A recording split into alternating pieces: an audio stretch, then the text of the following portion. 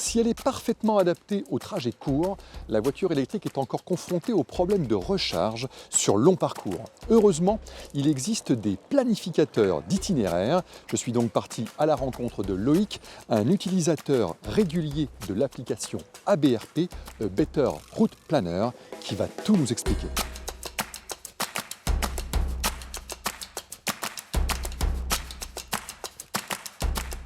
Bonjour Loïc. Bonjour Lionel. Alors on est au nord de Lyon, ici, on est d'accord. Et je le disais à l'instant, tu es un adepte des planificateurs d'itinéraires. Tu connais donc parfaitement le fonctionnement de ce type d'application. On va en tester une tout de suite, celle que tu utilises tout le temps, à savoir ABRP. ABRP, Better Route Planner. C'est parti, on y va. En route. Ok Loïc, on est à bord. On va donc pouvoir maintenant planifier l'itinéraire. Comment est-ce que tu procèdes? Alors d'abord, je vais enregistrer mon véhicule. Donc, je vais dans Marque, Volkswagen, je sélectionne ID3, donc moi c'est la Pro 58 kWh. Elle est équipée d'une pompe à chaleur, donc je fais fait. Ensuite, je vais enregistrer le pourcentage de batterie que j'ai à l'instant T, qui est donc de 51%. Ça, c'est la première chose. Ensuite, je vais déterminer les conditions de route pour mon trajet, donc dans Options d'itinéraire. J'ai décidé en fait de ne pas utiliser d'autoroute pour ce trajet. Donc je coche péage plutôt, sans péage. Voilà, je fais fait. Ensuite, je vais aller sur donc, la destination.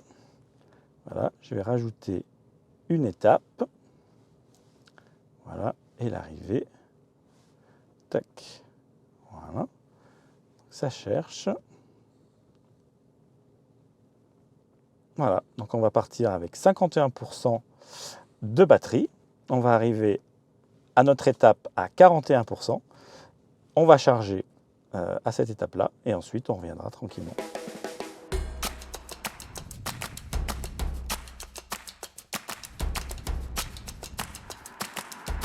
Le fait de voyager en électrique désormais, ça tient presque plus de l'aventure quand tu pars sur un long trajet. Explique-nous un peu plus. Exactement, donc c'est l'aventure moderne entre guillemets, sachant que avec typiquement ce genre de programmation ABRP, cela permet en fait de déterminer les arrêts, c'est-à-dire qu'on va déterminer un arrêt avec la pause déjeuner, on va chercher son restaurant à proximité d'une borne, on apprend à connaître le nom des aires d'autoroute.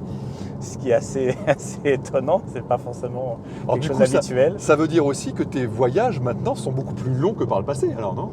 Alors, ils sont un petit peu plus longs, mais ils sont surtout beaucoup plus reposants et beaucoup plus sécures.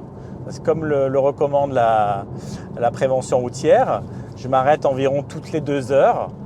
Et en fait, j'arrive à ma destination beaucoup plus relâché, beaucoup plus détendu que finalement rouler 4 heures d'un coup à fond. Non, c'est plus dans ma façon en tous les cas de conduire. À quelle fréquence utilises-tu le planificateur et dans quelles circonstances en particulier?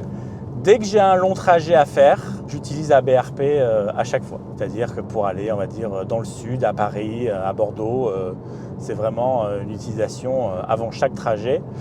Même si, à force de faire des trajets, évidemment, je commence à connaître à la fois les bornes et l'autonomie de ma voiture. Ça permet de me rassurer par rapport à l'autonomie, par rapport aux conditions météo qui peuvent être différentes, par rapport au fait aussi que j'ai soit les pneus hiver, soit les pneus été, la température. Tout ça, ça permet de valider le trajet et de justement rouler tout à fait sereinement. Quel type de borne recherches-tu le plus souvent? Alors pour les grands trajets, évidemment, c'est les bornes à très très forte puissance, 350 kW évidemment, les Unity par exemple, les Electra. Sachant que ma voiture, moi, en pic, elle peut prendre 134. Donc on se rend compte qu'on a encore beaucoup de marge en termes de vitesse de recharge. Quels sont les types de filtres? Est-ce qu'il y en a vraiment des très originaux? Qu'est-ce que tu peux me dire de l'ensemble des filtres qui existent sur l'application?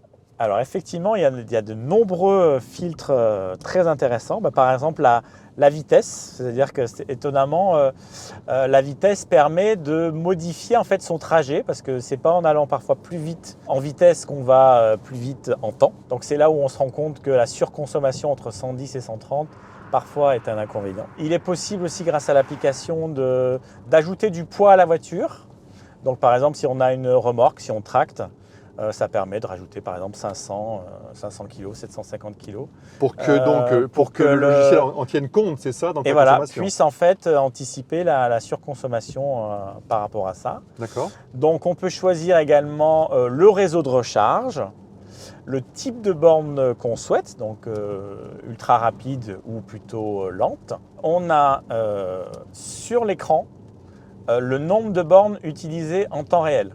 Donc c'est une sorte de camembert en fait, hein, qui est soit vert, soit rouge. Et ça permet en temps réel de vérifier qu'à l'arrivée de la borne, il y aura bien Il y en aura de bien la place. une Voilà. de disponible pour toi. Voilà, c'est ça, en fait, tout à hein. fait. D'accord.